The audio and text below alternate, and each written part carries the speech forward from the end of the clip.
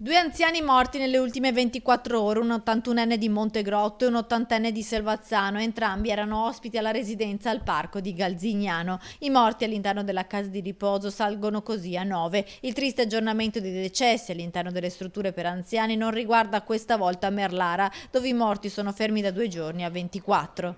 Il numero adesso in struttura, lei sa, sono 48, quindi da 74 a 48, perché uno è ancora all'ospedale e anche adesso la preoccupazione, oltre a quella degli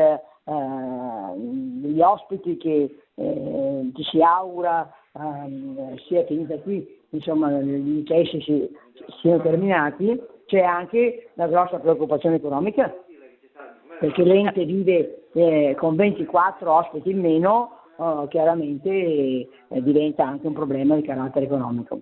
All'interno della casa di riposo Scarmignan, dice il sindaco, ci sono 3 anziani chiusi nelle loro stanze che risultano negativi. È guarito anche il vice sindaco di Merlara e la presidente della struttura. Il sindaco invece è in attesa di effettuare il tampone per scoprire se si è negativizzata.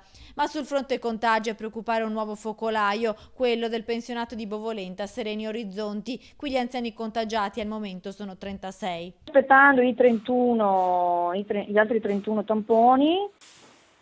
Stamattina ho avuto una telefonata piacevole da parte del vescovo, che ovviamente ha saputo della casa di riposo e anche vicino alla comunità di Bovolenta. Ecco.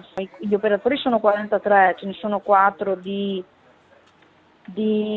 positivi, quindi vediamo come siamo messi col personale. Poi ovviamente sapete che la casa è privata, quindi casa di riposo è privata, e quindi sentirò come siamo messi perché faccio aggiornamenti costanti. A Padova 55 contagi anche all'interno del pensionato Maria Bambina di via San Massimo.